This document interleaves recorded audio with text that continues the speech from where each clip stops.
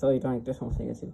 যেটা বলছিলাম, লাস্ট সিজনে কোনো প্রপার নাম্বার 9 ছিল না। বেনজেমা যাওয়ার পর লাস্ট সিজনে কোনো প্রপার নাম্বার 9 ছাড়া রিয়াল মাদ্রিদ লা লিগা জিতেছে, চ্যাম্পিয়ন্স লিগ জিতেছে। আর কি লাগে, এই সিজনে আমরা ইউএফএ সুপার কাপ জিতলাম, ইন্টারকন্টিনেন্টাল কাপ জিতলাম, লা লিগাটাও জিতবো, ইউসিএলটাও জিতবো, এটা নিয়ে কোনো সন্দেহ নেই। কিন্তু যে ট্রফিটা নিয়ে রিয়াল মাদ্রিদ একটু সিরিয়াস কপ, সেটা হচ্ছে কোপা ডেল। এই ট্রফিটা যদি রিয়াল মাদ্রিদ কোনোভাবে জিততে পারে, এই সিজনটা রিয়াল মাদ্রিদের অন্যান্য সিজন আরো বেটার হবে।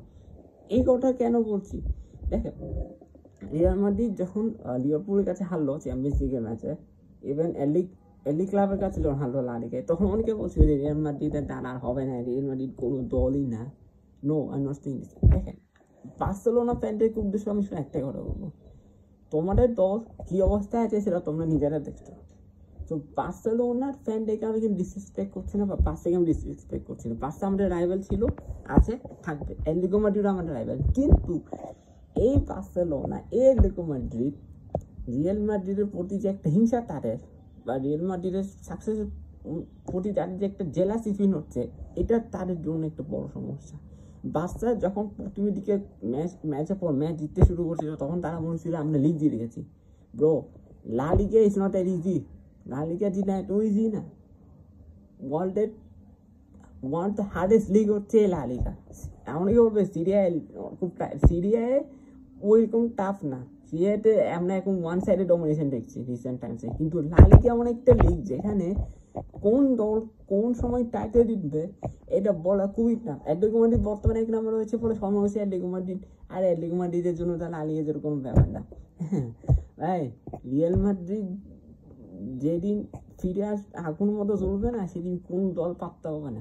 অ্যাটলেটিকো মাদ্রিদ কি বার্সা কি কোনো দলই পাত্তা হবে না। ইভেন যখন আমরা ক্লাসিকোটা হারলাম 4-0-তে, অনেকে অনেক কিছু বলছিল। ব্রো, রিয়াল মাদ্রিদ হচ্ছে রয়্যাল একটা ক্লাব, হেরিটেজ একটা ক্লাব। তারা জানে যে তখন কী করতে হয়। We are not like other clubs, যে আমরা হেরে গেছি আমাদের আফসোস করা উচিত। রিয়াল মাদ্রিদ একটা ম্যাচ হার মানে সে ম্যাচ সেখান থেকে তারা শিক্ষা নেয়, এবং পরে ম্যাচে কীভাবে প্রতিপক্ষকে চাপে রাখা যায় সেটা তারা জানে। আনচেলত্তিকে নিয়ে অনেকে অনেক কথা বলছি, আমিও পরে আনচেলত্তিকে নিয়ে অনেক কথা বলেছিলাম সিজন স্টার্টে, যখন আমি খুব স্ট্রাগল করছিলাম মিডেও। কিন্তু এই আনচেলত্তি জানে যে কোন প্র্যাকটিস করলে, কোন প্ল্যান ইউজ করলে অপোজিশনকে চাপ রাখা যায়। এমবাপের কথা একটু বলি পার্টিকুলারলি। কিলিয়ান এমবাপে যখন আসলো মাদ্রিদে, এমবাপে প্রথমে খুব স্ট্রাগল করেছে।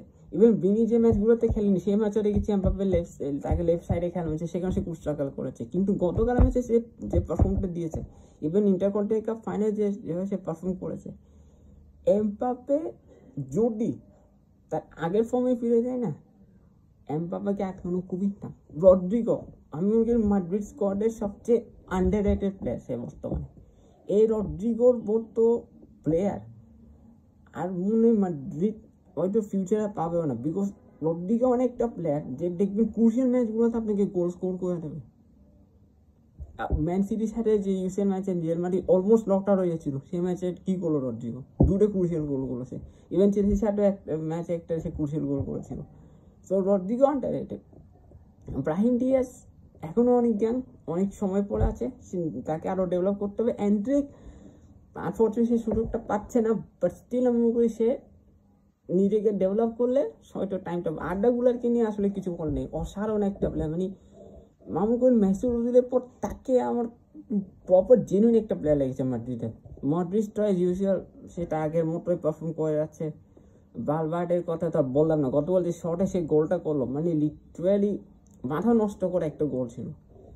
ওই জায়গার থেকে অনেকে অ্যাটেম্প করবেন, হয়তো চেষ্টাও করবে না, বাট বালবার্ডের শটটা মানে আমার কোনো এখানে যদি টাচ জায়গা নেবেন অ্যালিসিয়ান করতে আমার সে হয়তো সেভ করতে পারতো না শটটা। মানে পুরো আগুন।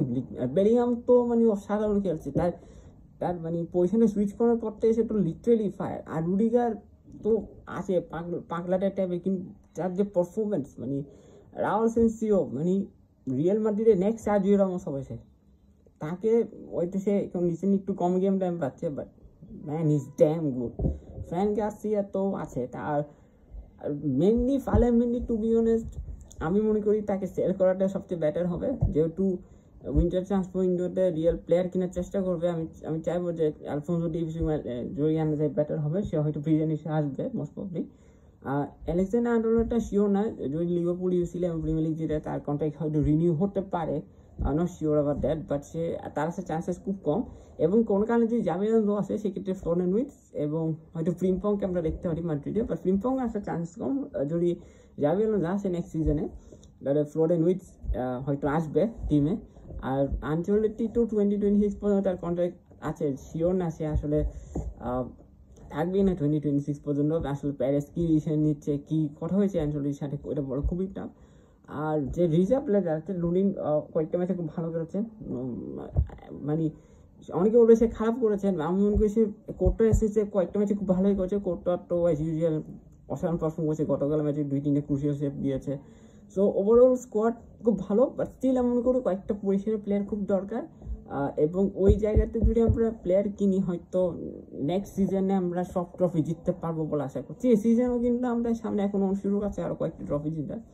যদি এসে টিম রিয়াল মাদ্রিদ খেলতে পারে, মনে করি যে এই বাকি যে ট্রফিগুলো সেগুলো যেটা খুব টাফ হবে না, বাট ইউসিএলটা নিয়ে একটু টাফ আছে।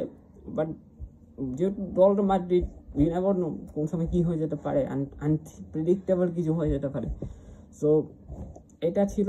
আর আরেকটা বিষয় যেটা বলে রাখতে চাই যে মাদ্রিদকে কোনো দিন কোনোভাবে ছোটো করে দেখা যাবে না, বা তাদেরকে আন্ডারস্টিমেট করা উচিত না। বিকজ মাদ্রিদ মানে একটা দল, তাদের টেবিলে পিঠ থেকে গেলে তারা কী করতে পারে সেটা আমরা সবাই জানি।